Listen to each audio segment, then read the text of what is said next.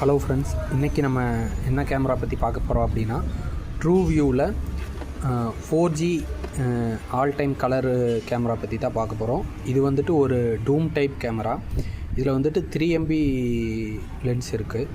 இது வந்துட்டு மற்ற PTZ கேமரா மாதிரி ஆல் டைம் கலரில் வந்துட்டு இருக்கும். இன்பில்டு ஆடியோ ரெக்கார்டிங் இருக்குது. SD கார்டு 4G சிம் சப்போர்ட்டோடு இருக்குது.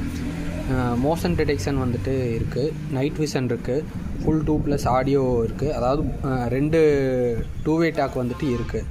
இதில் உள்ள என்னென்ன இருக்குது அப்படின்னு சொல்லி தான் பார்க்குறோம்.